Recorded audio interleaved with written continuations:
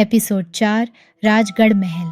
राजा दारा सिंह अपने सुख कक्ष में पलंग पर आंखें बंद किए, पीठ तख्ते पर टेक कर और पैर सीधे किए बैठे थे।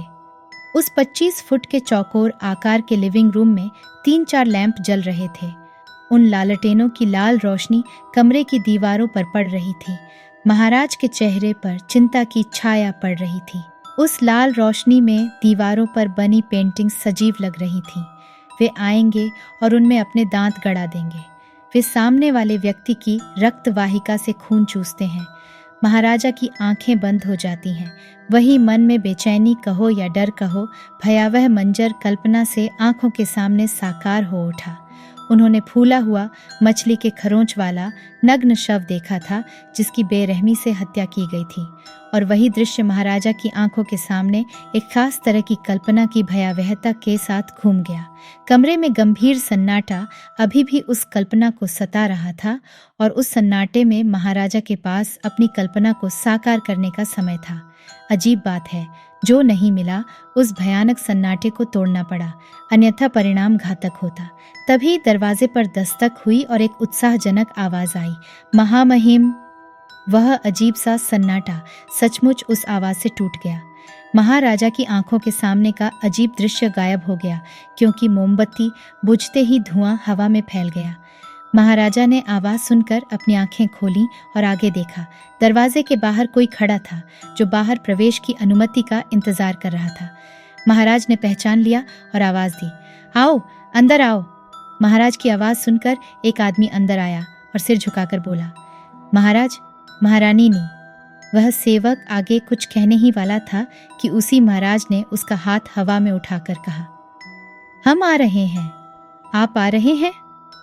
महाराजा की बात सुनकर नौकर ने जी कहा और चला गया। महाराजा ने ठीक से पहचान लिया कि महारानी ताराबाई ने महाराजा को फिर से भोजन करने के लिए बुलाया है। महाराजा धीरे से अपने बिस्तर से उठे और खुले दरवाजे के पास पहुंचे। महल। उसने मुकुट अपने सामने मेज पर रखा और हाथ में तलवार लेकर दरवाजे से बाहर आया। राजगढ़ गांव के गेट से लगभग 30 मिनट की दूरी पर एक जंगल था, और जंगल के बाईं ओर रहजगढ़ नदी थी।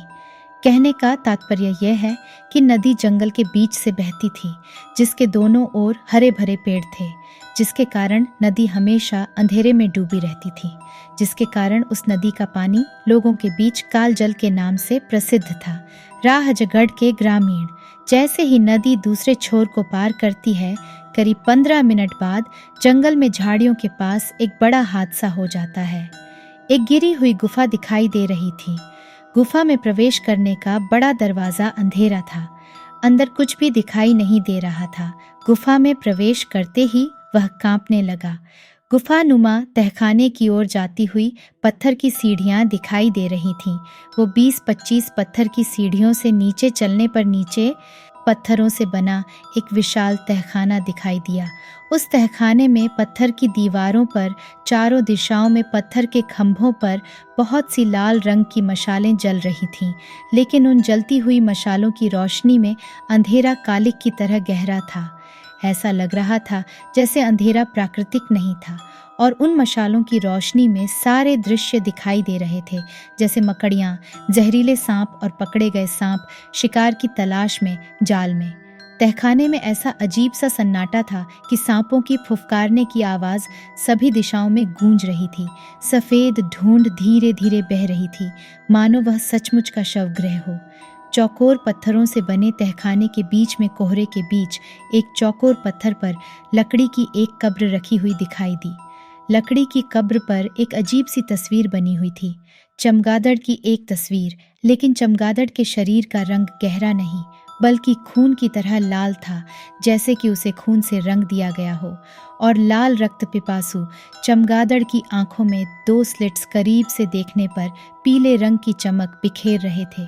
दुष्ट चमगादड़ के जबड़े से भी कांटे जैसी गंध आ रही थी। नुकीले दांत निकले हुए प्रतीत हो रहे थे। यदि उस कब्र पर चित्र इतना डरावना है तो बात चूक जाएगी। तो अंदर क्या होगा? अंदर क्या होगा? इसके बारे में सोचने मात्र से ही रूह कांप उठती है। आसमान में काले बादलों के बीच सिर्फ 2 बादल आपस में रगड़ खा रहे थे। धड़धम एक विशेष प्रकार की कान भेदी ध्वनि है। हजारों चमकीली बिजलियां चमकी। उस बिजली की तेज रोशनी ने क्षण भर के लिए नीचे के अंधेरे को दूर कर दिया और फिर जैसे ही वह रोशनी गायब हो गई, अंधेरे ने फिर से अंधेरे की चादर अपने ऊपर खींच ली। रात के कीड़े चहचहा रहे थे। अंधेरे में पीली रोशनी फेंकती काजवा टोली बारिश के साथ चली जा रही थी। घोड़ा गाड़ी जंगल के पेड़ों के बीच से खड़खड़ाहट की आवाज़ करती हुई रहजगढ़ की ओर जा रही थी।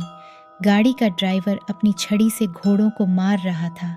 अंधेरे में तेजी से दौड़ना, तेज चीख के साथ कोहरे के बीच से अपना रास्ता बनाना।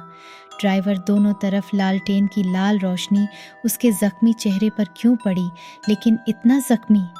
जंगल में गिरे हुए काले नीले पेड़ों की आकृति पर नजर डालते हुए ड्राइवर घोड़ा गाड़ी को तेज गति से चला रहा था।